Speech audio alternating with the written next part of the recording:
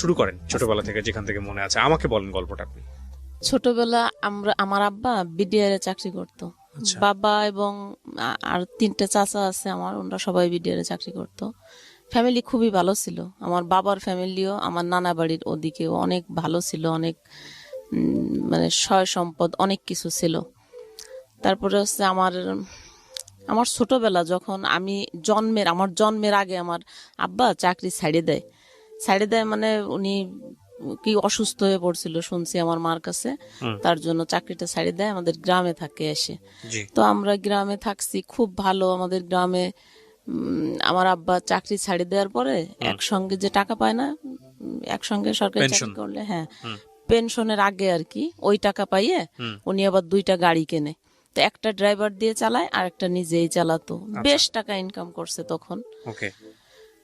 তারপরে যখন আমার 5 বছর বয়স তখন আমার বড় বোনের বিয়ে হয়। তো আমার বড় বোনের বিয়ে হয়েছে, আমার বড় দুলাভাই খুব একটা ভালো মানুষ ছিল না, মানে আমার আব্বা তারে পছন্দ করতো না।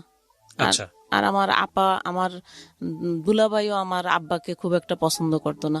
তখন থেকেই ওনাদের দুইজনের বেশ ভালো মনোমালিন্য ছিল। তো মানে শ্বশুর আর জামাইয়ের মধ্যে। হ্যাঁ হ্যাঁ, শ্বশুর আর জামাইয়ের মধ্যে। তারপরে যখন আমার 13 বছর বয়স, আমি ওই ছোটবেলা থেকেই দেখছি যে ওনাদের সঙ্গে ভালো সম্পর্ক না। তো আমার যখন 13 বছর বয়স, আমি তখন ক্লাস 9-এ পড়ি।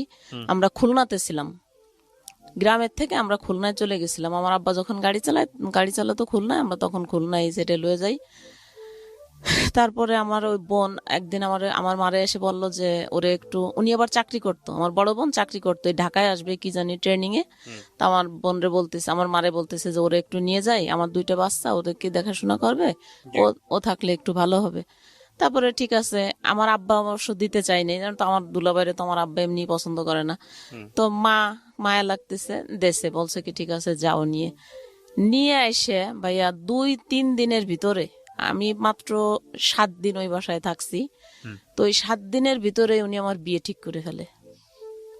আমি কিছুই জানি না, আমি কিচ্ছু জানি এই না। বিয়েটা কে ঠিক করে, বাবা? না না, তাহলে? আমার ভগ্নিপতি, আমার আপনার বোন। পরিবার পারমিশন ছাড়া বিয়ে ঠিক করে কিভাবে? মানে হ্যাঁ, এই তো। ওনার বাসায় নিয়ে আসছে, নিয়ে এসে হ্যাঁ, এই কাজটা ওনার করছে? বাসায় নিয়ে আসছে, আমারে বলছে যে আমার বোন নাকি ঢাকায় আসবে ট্রেনিং এ চাকরির জন্য। আমার বোন নিজেই গেছে খুলনায় আমাদের বাসায় আর কি। যাই মারেও কথা বলার পরে মা আমাদের দেশে আসলাম। আসার পরে 7 দিন থাকছি। এই 7 দিনের ভিতরে আমার বিয়ে ঠিক করে ফেলছে। বিয়ে ঠিক করছে এমন একটা লোকের সঙ্গে যার মা নাই, বাবা নাই, ছোটকাল থেকে রাস্তাঘাটে মানুষ হয়েছে, ঘর নাই, বাড়ি নাই, মানে কিছু নাই তার। আর সবচেয়ে বড় কথা হচ্ছে নেশাগ্রস্ত। এই কথাটা কিন্তু আমার আপা এবং দুলাভাই দুইজনেই জানতো যে সে নেশা করে বা তার এরকম কিছুই নাই। তাও আমার দিয়ে দিল, আমার কাছে একটু জিজ্ঞেসও করেনি। আপনার বয়স কত ছিল ওই আমার সময়? তখন 13 বছর বয়স। আপনার বাবা জীবিত, মা জীবিত, হ্যাঁ, এদের অনুমতি ছাড়াই? হ্যাঁ, তাদের অনুমতি ছাড়াই। মানে আমার বোন আমাদের সংসারে পুরো গার্জিয়ান ছিল, নেতাগিরি করতো খালি, মানে খুব মাতুব্বরি করতো আমাদের সংসারে। ওকে, তারপর? তারপরে তো আমার ওইভাবে আমিও জানতাম না যে আমার বিয়ে। আমি দেখি কি বাজার সাজার করতেছে, খুব আয়োজন। তারপরে আমার আপার একটা ননদ হয়, চাচাতো ননদ, ও আইসা আমারে বলতেছে, কয় তোর না বিয়ে জানিস। আমি ওদের কাছে জিজ্ঞেস করি কি ব্যাপার, এদের বাড়ি এত আয়োজন কেন, কি সমস্যা? কয় কি কোনো সমস্যা না, তোমার বিয়ে। আমি বলছি কোথায়, কবে, কার সাথে, কি বিয়ে? তারপরে আমার বোন তো মানে খুব ভয় পাইতাম ওনারে, বড় বোন রে খুব ভয় পাইছি। কোনো কথা ওনার সামনে বলার মতো সাহস আমার না, শুধু আমার ফ্যামিলিতেই কারোর ছিল না। তারপরে আর যখন আমার বিয়ে হয় তখন আবার আমার আব্বা অসুস্থ হয়ে পড়ছিল, প্যারালাইজড, এক সাইড বাতিল হয়ে গেছিল। তো আব্বা তখন অসুস্থ, আর উনি তখন সংসারের গার্জিয়ান।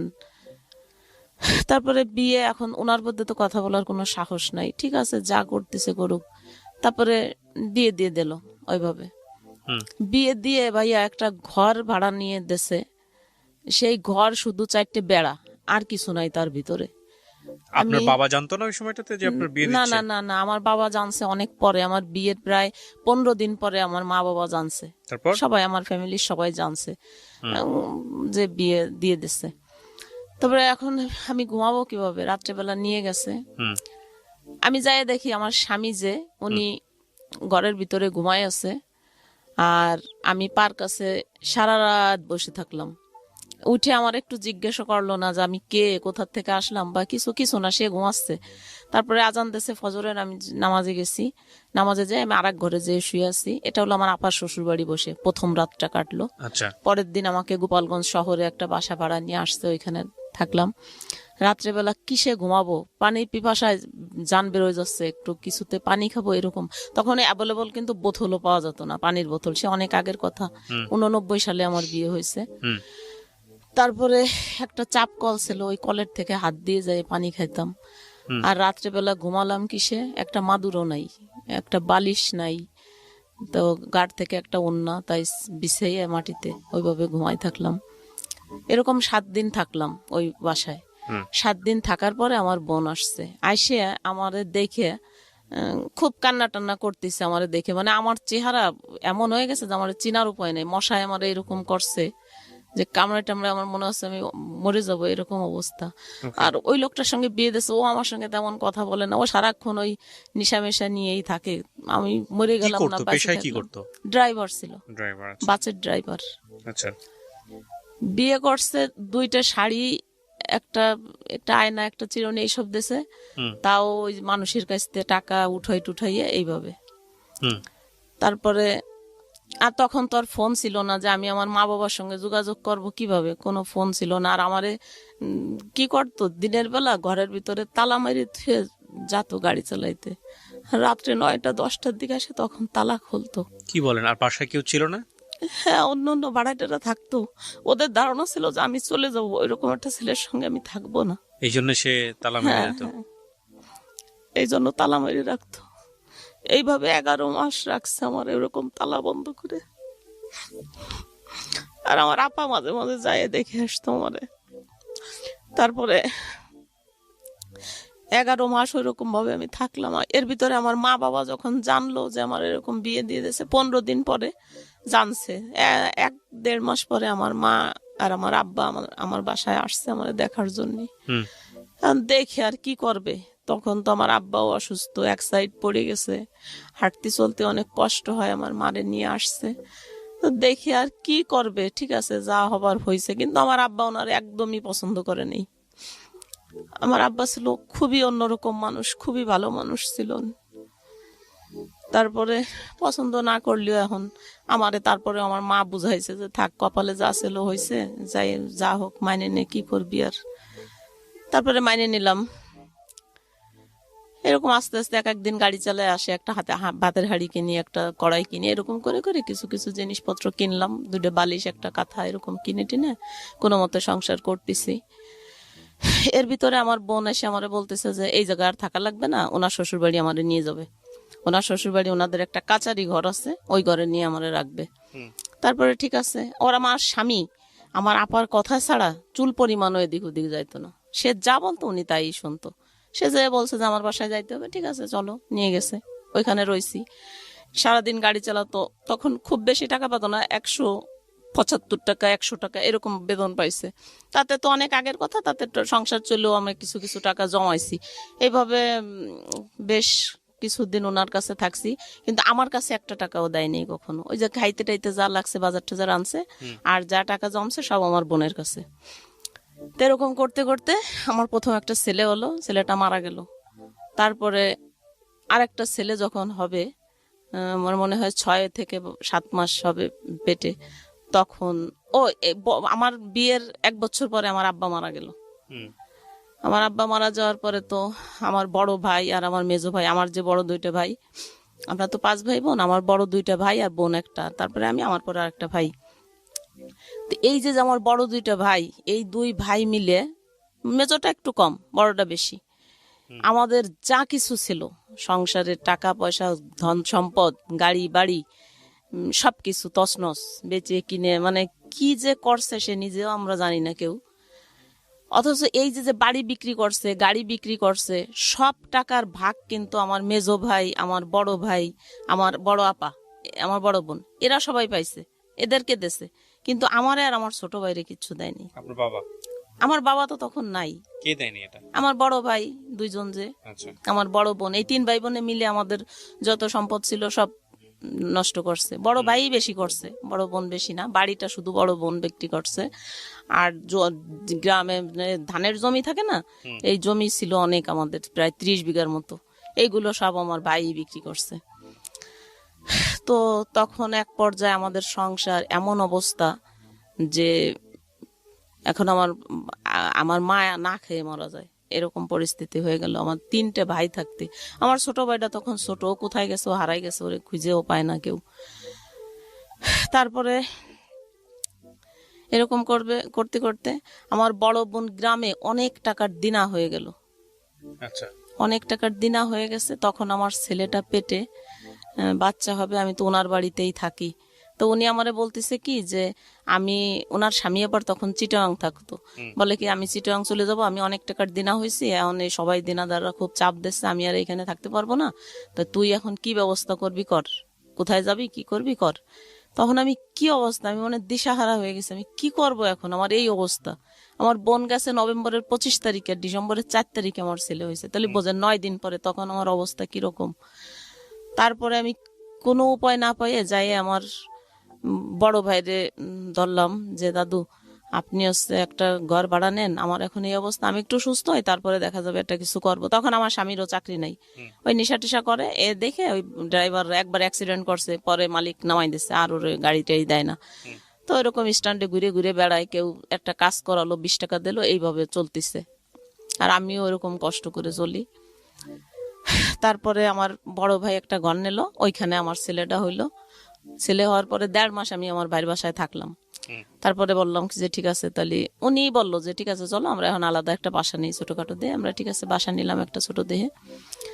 তো বাসা মানে কি, একজনের বাড়ি এলি রান্না করে, সেই রান্নাঘরের এক পাশেও রান্না করে, আর এক পাশে ছোট্ট একটা ঘর, 150 টাকা ভাড়া। তখন আমি ওই রুমে যেয়ে থাকলাম, ওই রান্নাঘরের একটা পাশে আর কি। আমার ছেলেটারে নিয়ে ওইখানে উঠলাম।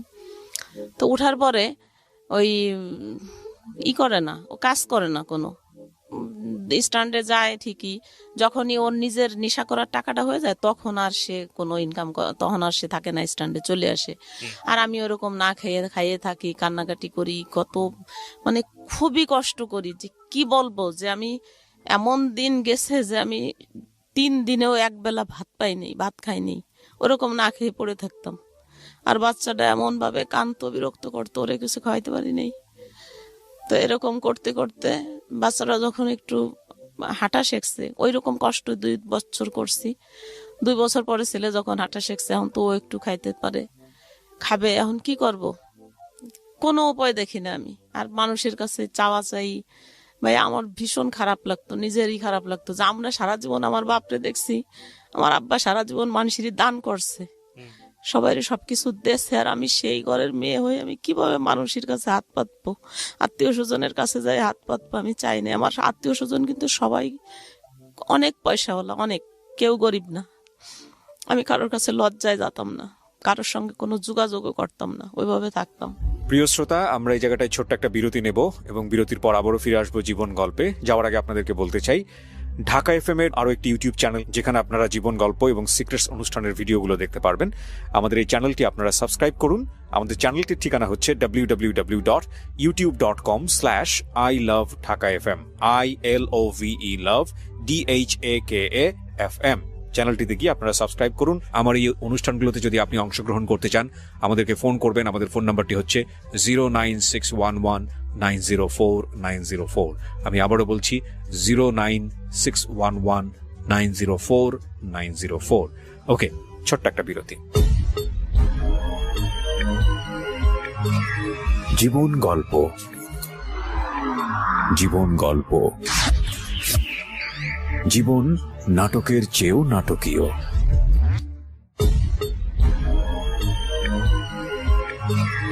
জীবন গল্প। Welcome back once again. প্রিয় শ্রোতা, আপনারা শুনছেন জীবন গল্প। আমি আরজি কিবরিয়া আপনার সঙ্গে রয়েছি। আমার এই অনুষ্ঠানগুলোতে যদি আপনি অংশগ্রহণ করতে চান, আমাদেরকে ফোন করবেন। আমাদের ফোন নাম্বারটি হচ্ছে 09611904904। আমি আবারও বলছি 09611904904। ওকে, আমরা যেখানটায় ছিলাম তারপর। তারপরে একদিন ডিসিশন নিচ্ছি যে ছেলে কাইন্দে মরে যাচ্ছে ভাতের জন্য, কি করব আমি, কোনো উপায় না পাই আমি ডিসিশন নিচ্ছি যে আজকে আমি মরিয়েই যাব। তারপরে আমাদের বাড়ি এলি ওটা আবার টের পাইছে, আমরা যে বাসায় ভাড়া থাকতাম ওই আপা আমারে খুব ভালোবাসতো। তো উনি টের পাইয়ে আমারে বললো কি, দেখ এটা কোনো জীবন না, তুই মরে যাবি, ছেলেটারে কি করবে। আমার দুলাভাইরে বলতাম, আমার আপারে যদি বলতাম যে এরকম কষ্ট, কি করব, আপনারা এরকম বিয়ে দিয়ে দিয়েছেন, তাদের কথা ছিল একটাই যে ঠিক আছে বিয়ে দিয়ে দিছি, খারাপ হয়েছে, ছেলের এতিমখানায় দিয়ে দাও আর তুমি আসো, তোমার আবার বিয়ে দিয়ে দেই। কিন্তু আমার দ্বারা কি তাই সম্ভব যে আমার ওই দুধের বাচ্চা ওইটা আমি এতিমখানায় দিয়ে আমি ফিরে বিয়ে করব? এরকম মন মানসিকতা আমার কখনোই ছিল না। তারপরে ওই আপার বুদ্ধিতে আমারে বললো যে ঠিক আছে মানুষের কাছে হাত পেতে চল, কয়দিনই বা চলা যাবে, চল তোরে একটা কাজ ধরাই দেই। তা উনার বাড়িতে এই ব্যাচেলাররা থাকতো, তা বললো কি যে ঠিক আছে তুই এদের রান্না করে দিস, ওরা তোরে মাসে খাইতেও দেবে টাকাও দেবে। ঠিক আছে, কিচ্ছু করার নাই, একই বাড়ির ভিতরে আমরা ভাড়া থাকি, ওরা আলাদা করে আমরা আলাদা করে, এইভাবে। হ্যাঁ, না সাবলেট না, মানে একই বাড়ির ভিতরে আলাদা আলাদা ঘর আর কি, টিনের ঘর আলাদা আলাদা। তো ঠিক আছে আমি রাজি হয়ে গেলাম ওনার কথায়, কি করবো এখন, ছেলেটারে বাঁচাইতে হবে। রাজি হয়ে যাওয়ার পরে তো আমি কাজ প্রথম যেদিন কাজে যাই, আমি বিশ্বাস করবেন না যে আমি পরে তাদের সামনে যাব এরকম একটা কাপড় আমার ঘরে ছিল না। আমি একটা পেটিকোট আমার খুব ভালোভাবে মনে আছে যে আমি নেভি ব্লু কালারের একটা পেটিকোট সাদা কাপড় দিয়ে 7টা তালি মারছি, তাই শুধু আমি কি পরে পিটাকে ভিতরে কাজে যাব। তারপরে ওই বাড়ি এলি আপারে বললাম, উনি একটা পুরন কাপড় আমাদের দেশে ওঠে পরে গেছি কাজে। ভিতরে মানে পুরুষ মানুষের সামনে যাই কিভাবে কাজ করব, 10 বার আগাইছি আর 20 বার পিছ হয়ে আইছি, পারতেছি না ওদের সামনে যাই কাজ করতে। তারপরেও বাচ্চার বয়স কত তখন? 3 বছর। 3 বছর, একটা তো মারাই গেছে। হ্যাঁ, প্রথম ছেলেটা মারা গেছে। হাজবেন্ড তখন কি করে, কিছু করে? কিচ্ছু করে না, ঘরে বসে থাকে। ওরে আমি পা ধরে কাঁদছিলাম ভাইয়া, বলছিলাম কি দেখো আমি তোমার কাছে মাছ মাংস খাইতে চাই না, শুধু একটু আলু একটু লবণ দিও, তাই দিয়ে আমি খাইয়ে ঘরে থাকবো, তবু আমি পুরুষ মানুষের ভিতরে কাজ করতে যাইতে পারবো না।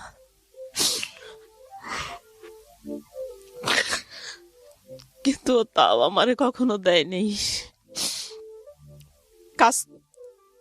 কাজ করে খাইছি, ঘর ভাড়া দিছি, বাচ্চারে মানুষ করছি, ছেলেটারে স্কুলে ভর্তি করছি, লেখাপড়ায় এত ভালো ছিল। ওর যখন ও প্রথম ক্লাস 5-এ ট্যালেন্ট ফুলে বৃত্তি পাইছে, কিন্তু কোনো প্রাইভেট দিতে পারি নাই, 5 পর্যন্ত আমিই পড়াইছি, আমি এসএসসি পরীক্ষা দেয়নি, 9 পর্যন্ত পড়ছি। তারপরে তো ভাবলাম যে আমার তো এইটা করেই বাঁচতে হবে, ছেলেরে মানুষ করতে হবে, তখন আমার ওই একটাই লক্ষ্য যে আমার ছেলে মানুষ করতে হবে। ছেলের যখন 5 বছর বয়স তখন আমি আবার বাচ্চা কনসেপ্ট করি। এখন ওই বাচ্চা আমি রাখতে চাই নাই, ভাবছি কি না ও নষ্ট করে ফেলবো, কিন্তু আসলে যারা আল্লাহ দুনিয়ায় পাঠাবে তারা শত চেষ্টা করলেও, পরে ডাক্তারের কাছে গেলাম, ডাক্তার বলে কি যে না, একটা বাচ্চা মারা গেছে আর একটা ছেলে, এবার যা হয় হোক, তারপরে আর নিয়েন না। ঠিক আছে, সেইভাবে থাকলাম। এরপর একটা মেয়ে হলো আমার, ছেলের 5 বছরের ছোট মেয়ে। এখন তো 2টা বাচ্চা, 2টা নিয়েই আমি কাজ করি, খাই, ওদেরকে লেখাপড়া করাই। এরকম করে আমি 90 সালের থেকে কাজ শুরু করে 2005 সাল পর্যন্ত, কয় বছর হয় এই কয় বছর আমার ঠিক খেয়াল নাই, এই কয় বছর আমি এক জায়গাতেই, ওই যে আমার বাড়িয়ালি আপা যে কাজ দিয়ে দিয়েছে ঠিক ওইখানেই, ওই এক জায়গায় আমি কাজ করি। আর ওদেরকে আমার বাড়িয়ালি আপা বলে দিয়েছিল যে দেখেন ও আমার খুব পরিচিত, আমার বোনের মতো, ও অনেক ভদ্র বংশের একটা সন্তান, শুধু বাচ্চা দুটোরে মানুষ করার জন্য আপনাদের এখানে কাজে আইছে, কিন্তু ওর যাতে কোনো অসম্মান না হয় আপনারা সেই দিকে একটু খেয়াল রাখেন। তা সত্যিও ওদের আমি ধন্যবাদ জানাই যে না, ওরা আমার সঙ্গে কখনোই কোনো খারাপ বিহেভ করেনি, কখনো না, সবসময় সম্মান করছে। ওরা নিজেরা তাস খেলতো ঘরে, আমি যেতাম সঙ্গে সঙ্গে বন্ধ করে দিছে। ওরা একটা বাজে আড্ডা করতেছে, আমি গেছি সঙ্গে সঙ্গে বন্ধ। আর আমিও ঠিক আমার মতো ওইভাবে উনি যেভাবে বলে দিছে ওইভাবে করতাম। তো এত কয় বছর ওইখানে কাজ করার পরে বেশ ভালো ছিলাম। আমার তখন শুধু বললাম না যে আমার একটা লক্ষ্য যে আমি আমার বাচ্চা দুটোরে মানুষ করব, এটাই আমার ভবিষ্যৎ। আর আমি কিছু চাই না, কারোর কাছে সাহায্য, কারোর কাছে হাত পাতা, কারোর কাছেও আমি কখনো যাই না, আমার আপনজনদের কাছেও না। তারপরে বোঝেন তো যে একটা মানুষ, একটা মেয়ে মানুষ কয় টাকায় বা কাজ করছি, 700-800 টাকা হয়তো পাইছি মাসে। ওর ভিতর দিয়ে আমি ওদেরকে প্রাইভেট পড়াইছি, নিজে ভাত রান্না করে ওদের ওই ভাতের যে মারটা হয় ওইটা আমি খাই আসতাম। আর যে কটা ভাত আমি ভাগে পাইছি, আমার 2 বেলা খাইতে দিত, 1 বেলা দিত না। সকালে দেয়নি, দুপুরে আর রাত্রে 2 বেলা ভাত দিচ্ছে আমার খাইতে। ওই ভাতটা বাসায় এনে বাচ্চা দুটোরে খাওয়াইয়ে যদি কখনো থাকছে একটু নিজে মুখে দিছি, না থাকলে না দিছি। এরকম না খাইতে খাইতে একদিন রাস্তায় ঘুরে পড়ে গেছি। তারপরে ওইখানে একটা মহিলা হোটেল করতো আমাদের বাসার পাশেই। ওই মহিলাটা আমারে ধরে নিয়ে ওনার ঘরে ডেকে নেছে, নিয়ে আমারে ভাত দিছে, কয় সত্যি কথা কত, কয়দিন খাইস না। বলতাম না কারোর কাছে, ভীষণ লজ্জা লাগতো। তারপরে এই যে 2005 সালে ওই ম্যাচে নতুন একটা লোক আসলো, জজ কোর্টে চাকরি করে, ভালো একটা পোস্টে, হুজুর টাইপের, অনেক সুন্দর, এত বড় দাড়ি, কপালে দাগ হয়ে গেছে নামাজ পড়ে, 5 ওয়াক্ত নামাজি। আর এমনিও আমি একজন মুসলমান, ও 5 ওয়াক্ত নামাজি, আমি এমনি শ্রদ্ধা করতাম অনেক।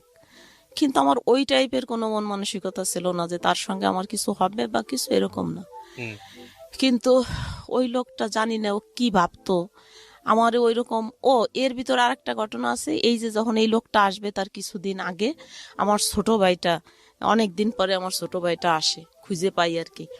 আসার পরে ও বলে কি, আপা আমি হোটেলের কাজ জানি, তুই যদি আমার একটা দোকান দিয়ে দিস তাইলে আমি এইখানে একটা দোকানদারি করলে তাহলে তোর ছেলে মেয়েও ভাতের কষ্ট কম পাবে। এরকম 1 বেলা খাইস, 2 বেলা না খেয়ে থাইস, এটা তো আমারও খারাপ লাগে দেখলি। তা তুই যদি পারিস তাহলে আমার একটা দোকান দিয়ে দে।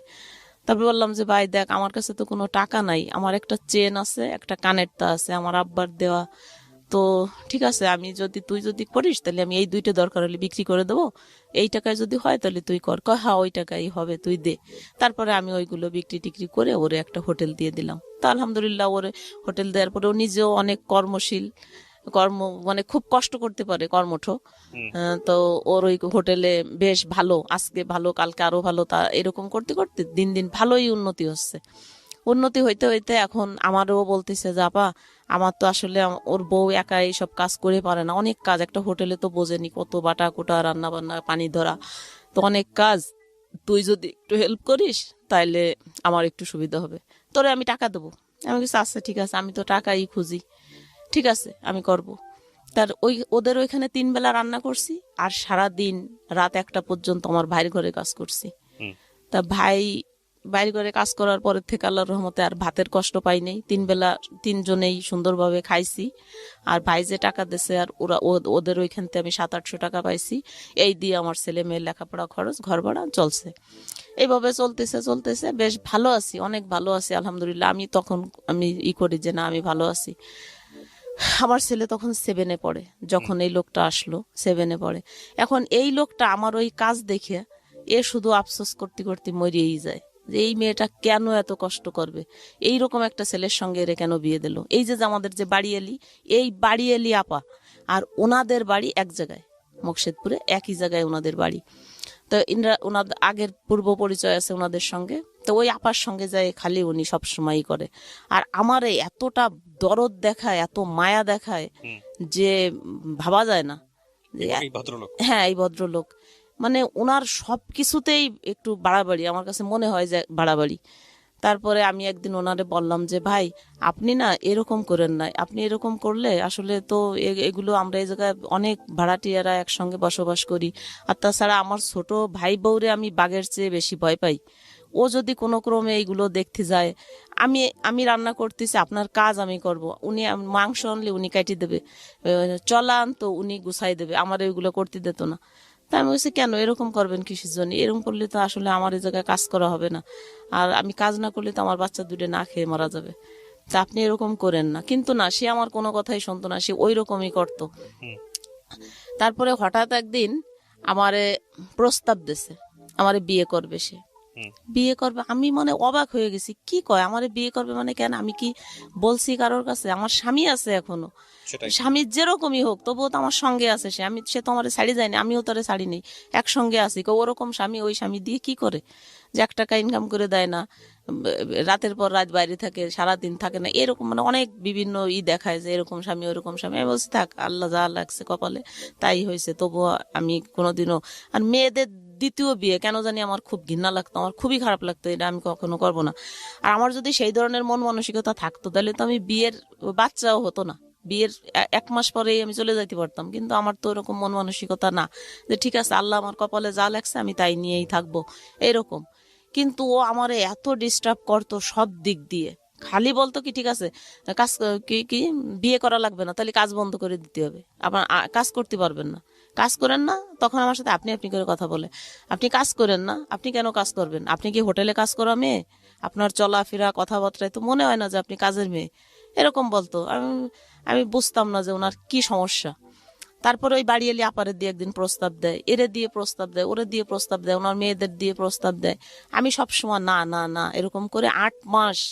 তো একদিন আমি হুট করে ঘরে যাই, শুনতেছি আমার বাড়ি এলি যে আপা ওর মেয়ের কাছে বলতেছে কি ওরে আমি ছলে বলে কৌশলে যেভাবেই হোক আমি ওরে বশ করবই এবং আমি ওরে বিয়ে করব। তারপরে এই কথা আমি নিজের কানে শুনে ফেলছি। শোনার পরে আমি কথা বলার তো সুযোগ নাই, তখন ফোনও ছিল না। তো আমি বলছি কি ভাই, একটা চিঠি লিখছি, আমি বলছি ভাই দেখেন, আপনি আমার অন্তত পক্ষে আমার বাচ্চা দুটির দিক তাকাইয়ে আপনি আমারে ক্ষমা করেন, এরকম আপনি করেন না, তাহলে কিন্তু আমার বাচ্চা নিয়ে আমার আত্মহত্যা করা লাগবে। আপনি যা বলতেছেন এটা কখনোই সম্ভব না, আপনারও বউ ছেলে মেয়ে আছে আমি জানি, আর আমার স্বামী আছে, আমার সন্তান আছে, আপনি এই পথে আর 1 পাও আগায়েন না। কিন্তু সে আমার কোনো কথাই শোনে নেই। সে যদি আমারে সত্যিই ভালোবাসতো তাহলে এত বড় ক্ষতি আমার সে করতে পারতো না। ওই ঘরে আরেকটা লোকও আমারে নাকি পছন্দ করতো, আমি জানি না, মনে মনে আমারে কখনোই বলে নাই, কোনোদিনও না। সে আমার বাপের বয়সী, বুঝবেন না, চুল দাড়ি সেই সময় পাইকি টেকে সাদা হয়ে গেছে। সে মনে মনে পছন্দ করতো, কিন্তু সে কখনো আমাকে কোনো ডিস্টার্বও করে নাই, কিচ্ছু বলেও নাই কোনোদিন। তাই একদিন ওই লোকটার সামনে আমি ভোরবেলা ওই বাসায় গেছি সকালে নাস্তা রান্না করার জন্য। ওই দিন শুক্রবার ছিল, ঘরে শুধু ওই 2টা লোকই ছিল।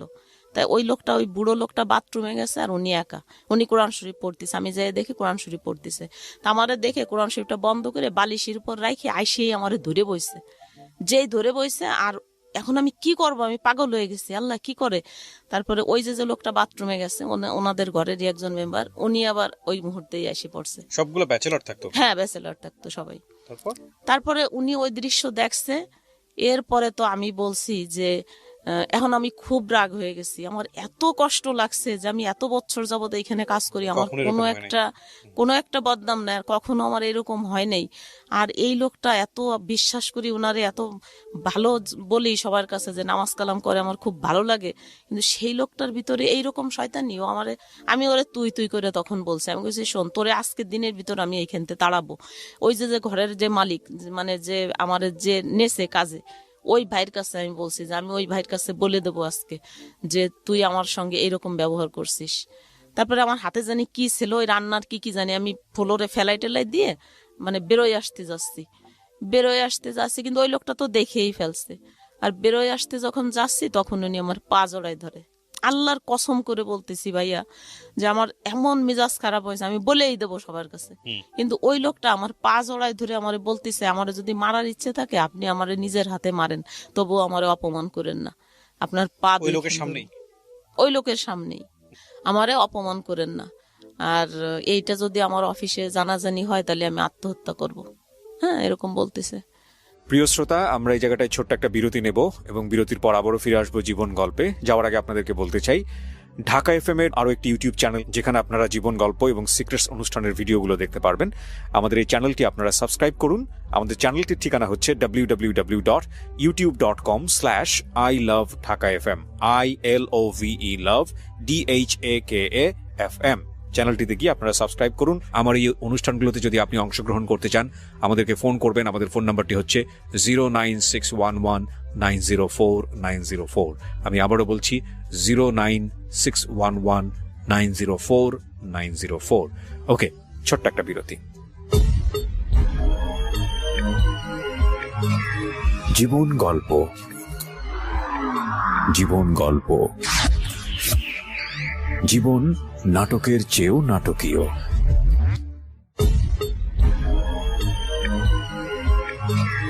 জীবন গল্প।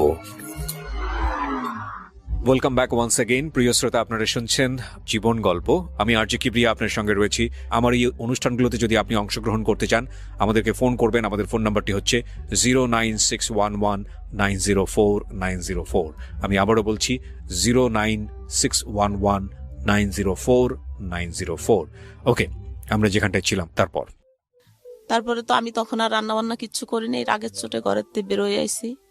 বেরোয় আসার পরে ওই যে লোকটা যে যার সামনে এইসব হয়েছে, উনি আবার ব্যাংকে চাকরি করত, ভালো একটা পোস্টে উনিও চাকরি করত। তো ওই লোকটা এসে আমারে বলতেছে যে আপা, আপনারে আমি কিছু টাকার ব্যবস্থা করে দেব, ওই যে আপনার সঙ্গে এই ব্যবহার করছে, তো আপনি আমি জজ সাহেবের কাছে যাই, আপনারে নিয়ে বিচার দেবো ওর বিরুদ্ধে, আপনি বলবেন। উনি কে ছিল?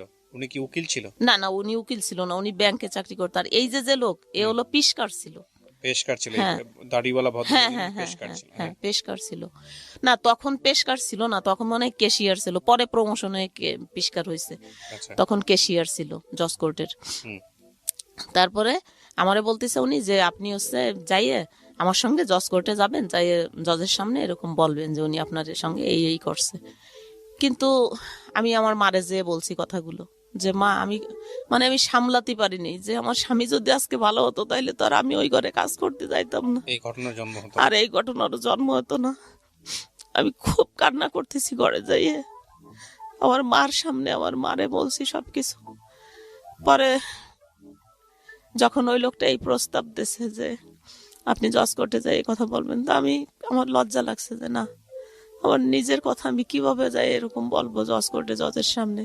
কয়েক আপনাদের নগদ 50,000 টাকা এখন দেব, আর 1 মাস পরে আরো 1 লাখ টাকা দেব, আপনি যাইয়ে আপনার কিচ্ছু বলা লাগবে না, শুধু আমি যা যা বলে আসবো, আপনি শুধু জজের সামনে যেয়ে বলবেন যে স্যার, ইমাম ভাই যে কথাগুলো বলছে সব সত্যি, শুধু এতটুক কথা আপনি বলেন। তারপর আমি বলছি তাহলে আপনি কি বলবেন? আমি বলবো আপনার পেটে বাচ্চা, আপনারে উনি এরকম এরকম খারাপ। আমি বলছি কি না না, এত বড় মিথ্যে কথা আমি বলতে পারবো না। উনি এত খেপছিল কেন? উনি খেপছিল, উনি নাকি আমারে পছন্দ করতো। উনিও পছন্দ করতেন? হ্যাঁ, উনিও পছন্দ করতো, কিন্তু এই কথাটা উনি কোনোদিন বাস্ট করে নাই, এই লোকটা বলার পরে হলো উনি বাস্ট করছে। আচ্ছা। তারপরে ওই লোকটারও কিভাবে পছন্দ করে আমার আমি বুঝি না। সে আমার বাপের বয়সী, তার আমার চেয়েও বড় ছেলে মেয়ে আছে, জামাই নাতি পুতা সব আছে, তারপরে সে এইগুলো কিভাবে ভাবে আমি বুঝি না। তারপর আমি অনেক শ্রদ্ধা করতাম লোকটারে, আমার বাবার হিসাবে দেখতাম এরকম।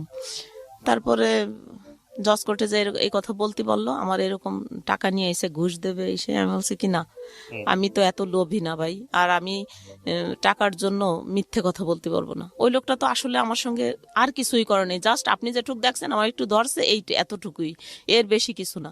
আমি কিভাবে এত বড় মিথ্যে কথা বলবো, আমি পারবো না এটা। এই কথা বলার পরে কয় আপনি চেষ্টা করে দেখেন, এখনো সময় আছে, আপনারে আমরা ওর সাথে বিয়ে দিয়ে দেব।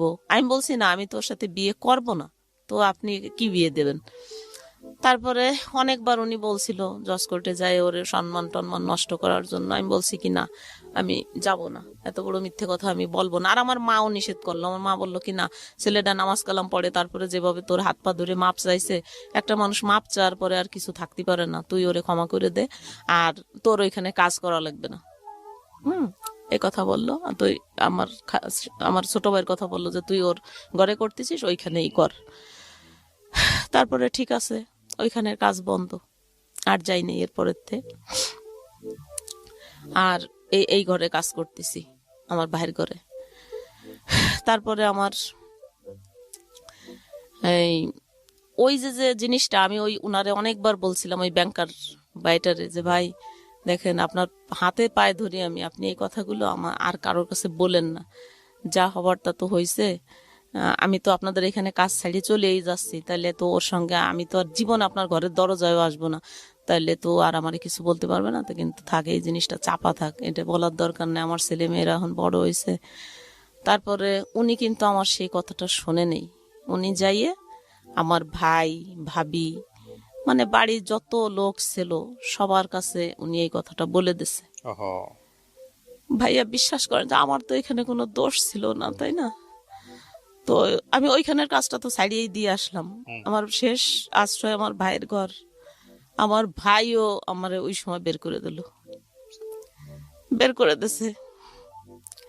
একবার একটু জানতে চাই নাই যে আমার কতটা দোষ আর আমি কত অসহায়। আমার যদি ওই মুহূর্তে বের করে দেয়, আমি 2টা বাচ্চা নিয়ে কোথায় যাব, কি খাবো, ওদেরকে কি খাওয়াবো, এটা চিন্তা করে নেই। True.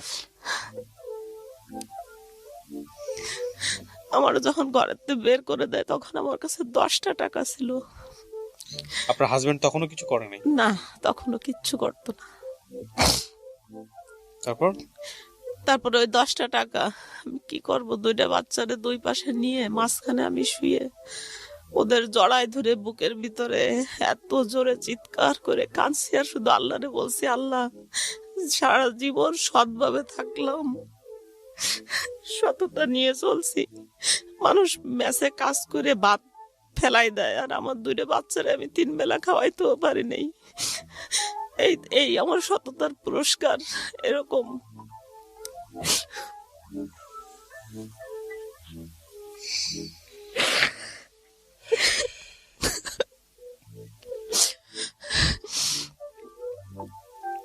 খুব দুঃখজনক। তারপরে ওই 10টা টাকা দিয়ে 5 টাকা দামের পাউরুটি পাওয়া যেত তখন।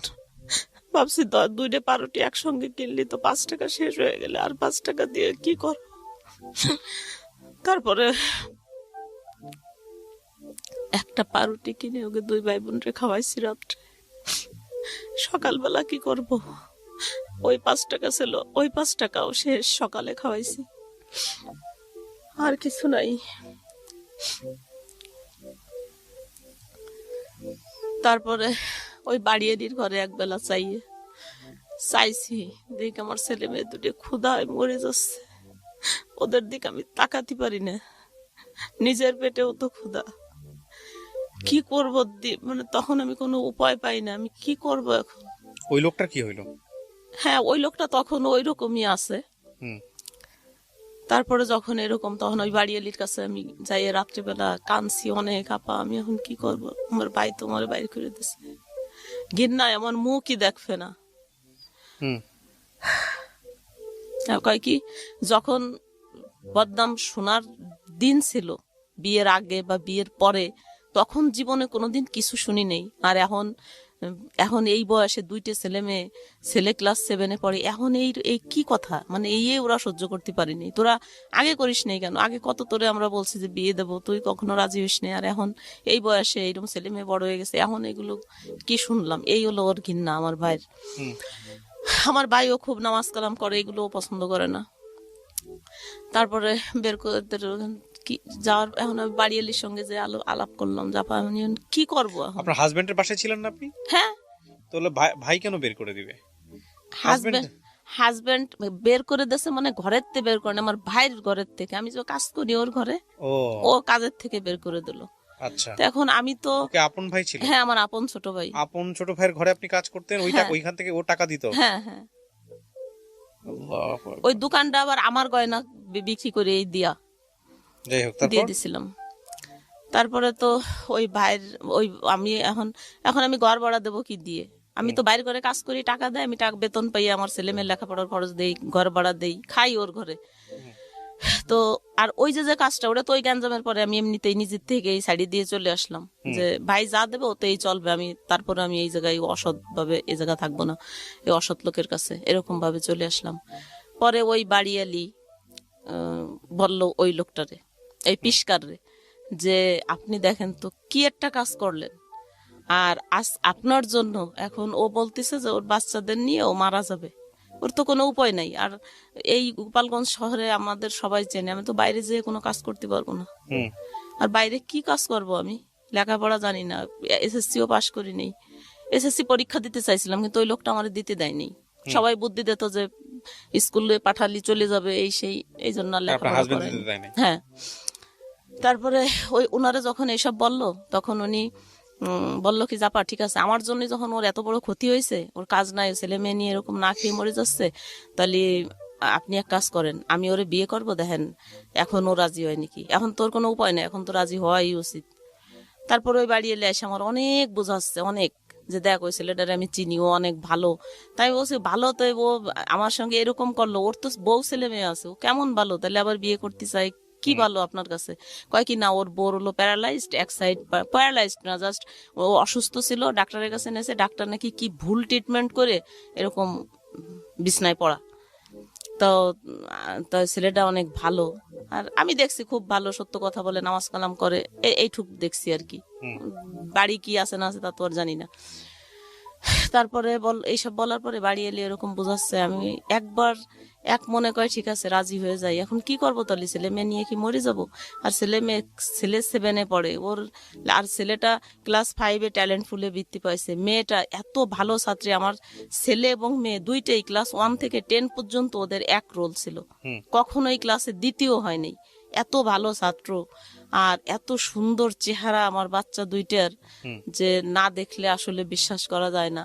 দুইটা ছেলে মেয়েরই এত সুন্দর দেখতে, এত সুন্দর মেধা। তা আমি কিভাবে এখন ওদের লেখাপড়া চালাবো, আমি কি করব? দিশাহারা হয়ে গেছি, কোনো উপায় নাই। একটা মেয়ে অসহায় হইলে যা হয় আর কি।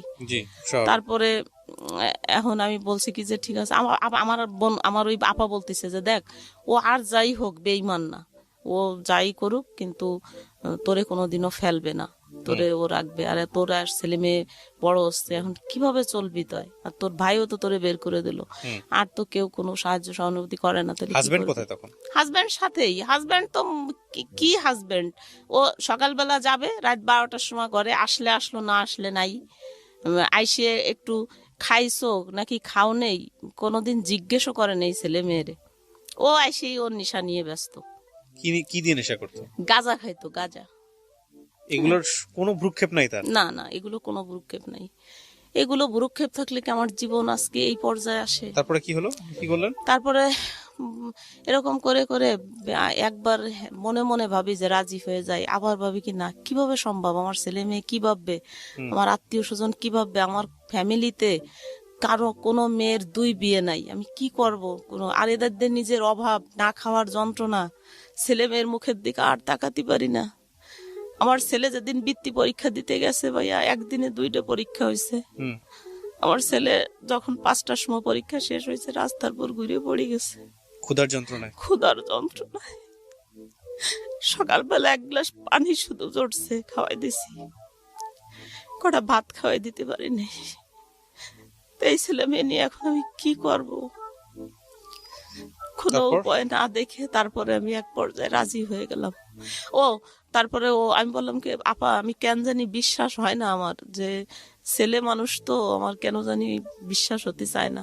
তারপরে ওই কথা আবার ওর কাছে ওই আপা বলছে ফোনে, ওনার আবার ফোন ছিল, আমার ফোন ছিল না।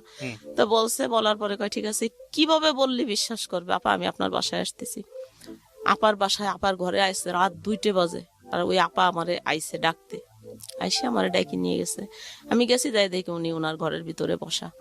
তারপরে আমারে দেখে উনি দৌড়ে যেয়ে অজু করে আইসে বাথরুমেতে, অজু করে এসে কোরআন শরীফ বুকের ভিতরে নিয়ে বলতিছে যে আমি তোমারে অনেক পছন্দ করি, আমি কোনো লাভে, কোনো লোভে, কোনো স্বার্থের জন্য না, তোমার মতো একটা ভালো মেয়ে আমি দেখছি এত কয় মাস যাবত, তোমার অনেক সুনাম, আজ 13 বছর তুমি এক জায়গায় কাজ করো, তোমার অনেক সুনাম শুনছি আমি, তো আমি এত একটা ভালো মেয়ের জীবন এরকম নষ্ট হয়ে যাক, এটা আমি চাই না।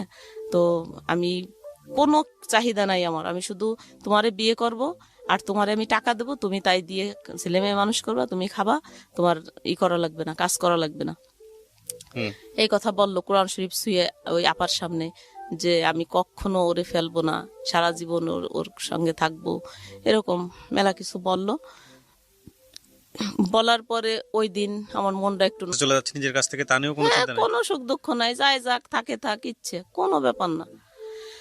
তারপরে ডিভোর্স দেওয়ার পরে আমারে বললো যে ঠিক আছে, তাহলে এখন তো আর বিয়ে করা যাচ্ছে না, 3 মাস 13 দিন হবে। তারপরে তখন আমি চলে গেলাম আমার বোনের বাসায়। বোনের বাসায় যে 3 মাস থাকলাম, 4 মাস থাকলাম। 4 মাস পরে আসার পরে বিয়ে হলো ওর সঙ্গে। বিয়ে হওয়ার পরে আমি 6 বছর এই বিয়ে হওয়ার পরেই আমারে আবার বললো কি যে, আমি বললাম যে না, আমার ছেলে মেয়েরে ওর কামাই দিয়ে আমি মানুষ করব কেন, আমার সে বিয়ে করছে, আমার দায়িত্ব সে নিতে পারে, কিন্তু তাই বলে তো আমার ছেলে মেয়ে না।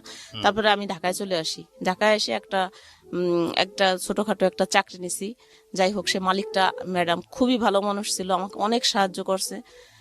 তার সাহায্যে আমার ছেলে এসএসসি ফার্স্ট ডিভিশনে মানে A+ পেয়ে পাশ করে। তারপরে এই ঢাকা কলেজে তারে ভর্তি করি। মাশাআল্লাহ। এখান থেকে ইন্টার পাস করলো, অনার্সে ভর্তি করলাম এই জগন্নাথ বিশ্ববিদ্যালয়। তারপর ওই লোকটা আমাকে মানে, ভাইয়া আপনি ভাবতেও পারবে না যে একটা মানুষ অভিনয় কতদিন করতে পারে। 13 বছর আমার সঙ্গে সংসার করছে, 13 বছর, 1-2 দিন না। এই ভদ্রলোক, হ্যাঁ, এই 13 বছরের ভিতরে আমি একদিনও, আমি না শুধু, আমার ফ্যামিলিতে তো অনেক শিক্ষিত মানুষও আছে, অনেক ভালো মানুষও আছে, অনেক বয়স্ক মানুষ আছে, সবাই তো জানতো, আমার ফ্যামিলির আস্তে আস্তে সবাই জেনে গেছিল বিষয়টা। তো কেউই কোনোদিন বুঝতে পারেনি, সবাই বলতো যে না, ওর মতো মানুষ হয় না, ও যে কাজ করছে এটা মানে একেবারে স্বয়ং আল্লাহর সন্তুষ্টির কাজ করে ফেলছে, মানে খুব বড় কিছু করে ফেলছে। তারপরে এরকম ভালোবাসতো আমারে, যা আমি কোনোদিন কোনো ছবিতে, সিনেমায়, গল্প, উপন্যাসেও পড়িনি যে মানুষ এতটা ভালোবাসতে পারে, যে এত ভালোবাসতো আর এইরকম খেয়াল করতো আমার। তো আমি চাকরি করে আমার ছেলে মেয়ের খরচ দিতাম, আর ও আমার সম্পূর্ণ খরচ। আমি এইখানে একটা অফিসের পিয়ন পোস্টে আমাকে আমি ছেলে মেয়ে বলতে আপনার ছেলে মেয়ে কয়জন ছিল? 2টা, একটা ছেলে একটা মেয়ে। মেয়েটাকে কি করলেন? ছেলেটা বড়, মেয়েটা ছোট। মেয়েটারে আমার বোনের বাসায় রাখছিলাম। আচ্ছা। আমার বোন তখন সিলেট চাকরি করতো, আমার দুলাভাই ব্যাংকে চাকরি করে, ওই সিলেটে ছিল, আমার বোনের বাসায় রাখে। আপনি অভিনয় কেন বলতেছেন এই সেকেন্ড যাকে বিয়ে করলেন, কি হয়েছে? না মানে বুঝতেই পারিনি কখনো যে সে আমার সঙ্গে অভিনয় করতেছে। আমি ভাবতাম যে সব সত্যি, সবাই ভাবতো, শুধু আমি একা না। 13 বছর সংসার করার পরে 2019 সালে এসে আমরা একদিন বেড়াইতে গেছি আমার মামার বাসায় নোয়াপাড়া। বেড়াতে যাওয়ার পরে আসার পরের থেকেই আমার একদিন ফোন দিয়ে বলতেছে, আমার সংসারের সবাই এই সত্য জিনিসটা জানি গেছে, তোমার সঙ্গে আমার আর থাকা হবে না, তোমারে আল্লাহকে সাক্ষী রেখে তোমারে বিয়ে করছিলাম, আর আল্লাহকে সাক্ষী রেখেই তোমাকে বাদ দিয়ে দিলাম। এক কথাতেই? এক কথাতেই। কত বছর সংসার করার পরে? 13 বছর।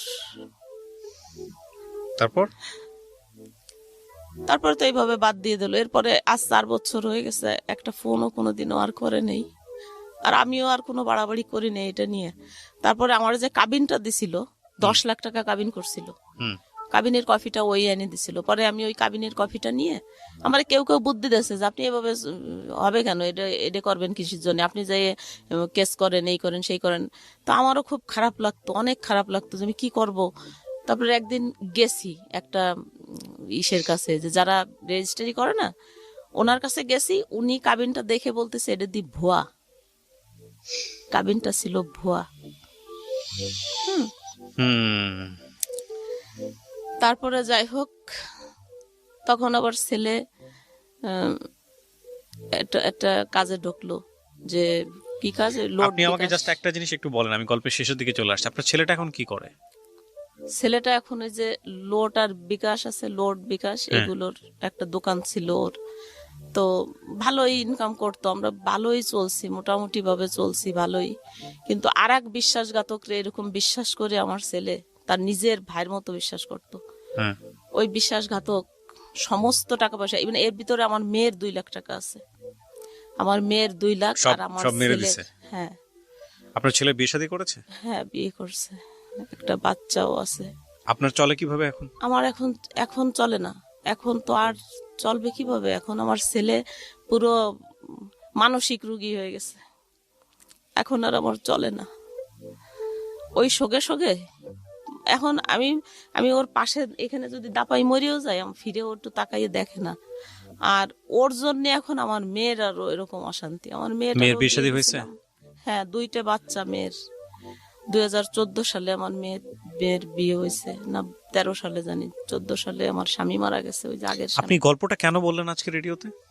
আমি কি করব ভাই, আমি কিচ্ছু বুঝি না যে আমি কি করব এখন, আমি কিভাবে বাঁচবো। আমি নিজেও অনেক অসুস্থ, আমি যদি একটু সুস্থ থাকতাম তাহলে আমি একটা কাজ কাম করেও খাইতে পারতাম। এখনো আমার কাজ করা, আমি এমন না যে কাজ পারি না, বা আমার প্রচন্ড কোমরে ব্যথা। আমি আজকে সকাল 8টার সময় গাড়িতে উঠছি, আর এখন পর্যন্ত এরকম বসে আছে, আপনাদের এখানে আসছি না, 4টায়। আপনি জাস্ট আমাকে একটা জিনিস বলেন, সেটা বুঝতে পারছি আপনি অত্যন্ত অসহায় অবস্থায় আছেন, আপনার কিন্তু আপনার এই গল্পটা শুনে মানুষ কি শিখবে? গল্পটা শুনে মানুষ একটা জিনিস শিখবে আর একটা সমাধান আমাকে দেবে, এই হলো দুইটা জিনিস। আপনিও আমাকে একটা সমাধান দেবেন যে আমি তো জীবনে আসলে যা করছি তা তো করছি, যা সত্যি তাই বললাম।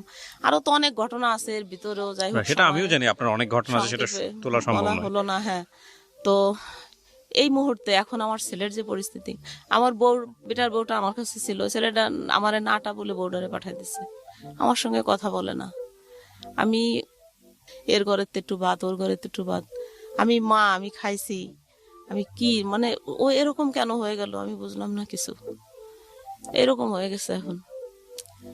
আর আমি আমি শুধু আপনার কাছে এই একটা কারণেই আসছি যে আমি দেখছি আপনি আপডেট ভিডিওগুলো করেন, তখন আপনার চোখে পানি, অনেক দিন আপনার আমি কাঁদতে দেখছি। আমি ভাবলাম যে অন্যের দুঃখ যার চোখে পানি আসে সে অবশ্যই আমাকে কোনো খারাপ বুদ্ধি দেবে না। আমি আপনাকে কয়েকটা কথা বলি, এটা হচ্ছে যে বুদ্ধি দেওয়ার মতো কিছু নাই।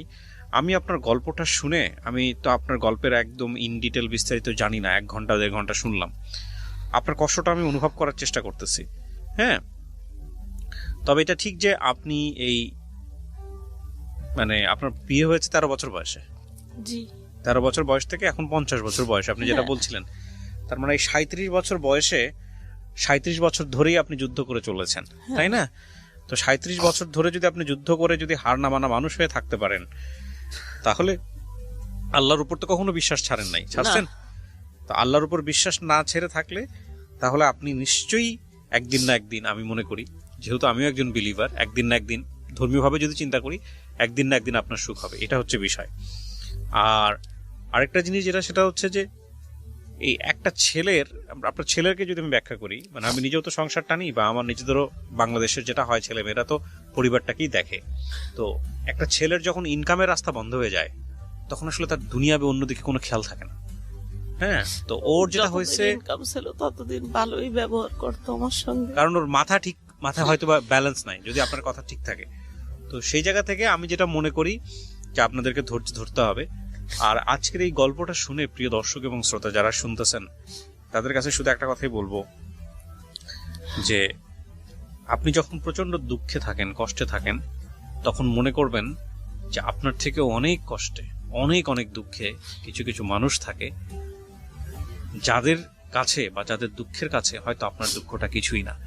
সুতরাং কোনোভাবেই হাহুতাশ করা যাবে না জীবনে, যে যখন কষ্টে আছেন, খারাপ অবস্থায় আছেন, যে সৃষ্টিকর্তা আপনাকে কিছুই দেয়নি, সৃষ্টিকর্তা আপনার সাথে অবিচার করেছেন, এই জাতীয় চিন্তা ভাবনা কখনোই মনের মধ্যে আনা যাবে না।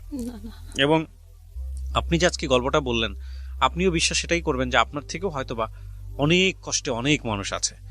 হ্যাঁ, রাস্তাঘাটে কিছু মানুষ পড়ে থাকে, দেখেছেন কখনো? হ্যাঁ দেখছি, যে মানুষগুলোর সেন্স থাকে না, এই জন্য আমি সবসময় ডাস্টবিনের ময়লা তুলে খায়, হ্যাঁ, দেখেছেন?